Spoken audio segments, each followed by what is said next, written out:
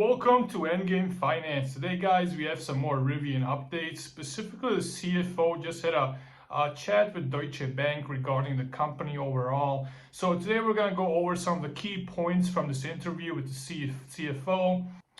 First thing mentioned was that Enduro ramp is slightly ahead of the schedule. Now, this is the company's own electric motor that's being used in their vehicles. This motor will save company tremendous amount of money. Next, we have consumer demand trend. Overall, Rivian continues to have robust demand into 2024. It basically means people are not slowing down on buying these vehicles. Now, I expected this pretty much because these are luxury vehicles. These are vehicles that are being bought by people with high net worths. Now, these people are not particularly affected by a recession or any pullback in the market. They have money to buy these cars, so they're going to buy these cars regardless of the economic outlook. The CFO said stable demand environment. So she said demand isn't falling as some might have concerns of. So people are still ordering these vehicles in high batches. People are still placing orders. There's still a backlog. So these guys are not seeing any demand slowdown. Another interesting point is R1S is the majority of production volume. So 70% of pre-orders have been for R1S. Rivian has the ability to switch out the production of R1S and R1T. So based on demand for the vehicle, they are building what consumers want, and consumers really want R1S. I believe I've seen several celebrities already driving these. I know Jennifer Lopez is driving these, Ben Affleck as well, Christian Bale, and a lot of other celebrities. The CFO says in 2024 there will be a couple of weeks of downtime to introduce new technologies into R1. Some of these cost savings are going to be seen right away.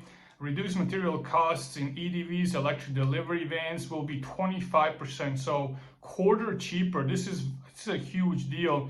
Once they use their own electric motors, once they use their own batteries, following in the first quarter of 2024. So right now they might be losing some money delivering these vans to Amazon.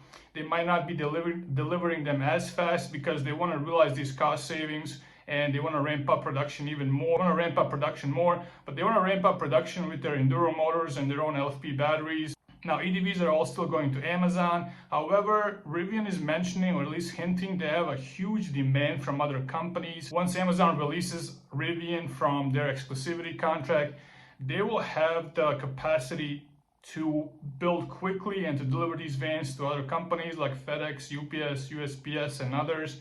Everyone will want these vans because they just reduce the cost so much, especially cost to maintain a van, because most of these delivery packages are stop and go, which is high wear and tear on the vehicle. And with the electric vehicles, none of these are an issue because stopping and going doesn't really impact the engine because they have no engine. They just have an electric motor, and the electric motors, like we said, is being built in-house. One other really interesting thing is that every EDV they've made and sold so far is currently connected to the Fleet OS subscription. So this is a huge subscription stream of revenues. So this will be a reoccurring revenue. Once they start selling these vans to other companies we were just mentioning, they will have thousands, if not eventually millions of vans on the road. They will all most likely be subscribed to their OS, their operating system that's specifically designed for the fleet, and they will just have reoccurring revenues coming in constantly. But Rivian is hinting that they will have a capacity to produce around 65,000 electric delivery vans every single year. So once the exclusivity with Amazon is ended, which will probably be within the next 2 years, because if they have this capacity of 65,000 units, or if this capacity will come online the following year, they will deliver every single van they're contractually obligated to Amazon, and they will begin deliveries to other companies. Rivian CFO briefly mentions that they will unveil R2 pretty early in 2024, so in the following year. It will be around $40,000 to $60,000 price range. This can probably go down to $30,000 if you're buying them in California, which offers $7,500 for an EV, and then the federal credit tax incentive is also $7,500, so $15,000. if you're buying something around $45,000, you can get this vehicle from $30K. So these will sell huge. Regarding charging, Rivian has not committed to Tesla standard, North American charging standards. So they're pretty much open to collaborating with other companies, but they're committed to building out their own charging network.